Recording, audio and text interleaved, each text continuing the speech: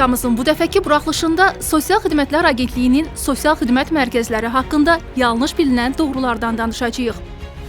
Çoxları elə bilir ki, sosial xidmət mərkəzlərində yalnız əlilliyi olan uşaqlara xidmət göstərilir. Əslində isə belə deyil.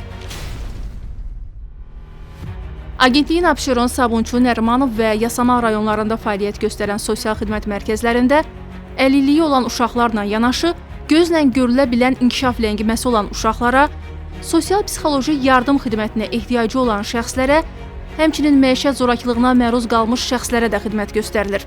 Eyni zamanda repatriasiya olunmuş şəxslər və onların övladları penitensiar müəssisələrdə cəza çəkməkdən azad edilmiş, cəzadan şərti olaraq vaxtından əvvəl azad edilmiş və ya məhkəmə tərəfindən cəzasının çəkilməsi təxirə salınmış məhkumlar da cəmiyyət həyatında digər şəxslərlə bərabər iştirak edə bilmələri üçün sosial reabilitasiya xidmətlərindən yararlana bilərlər. Sosial xidmət mərkəzlərinin fəaliyyəti ilə bağlı daha ətraflı məlumatı Sosial Xidmətlər Agentliyinin səhifəsindən əldə edə bilərsiniz.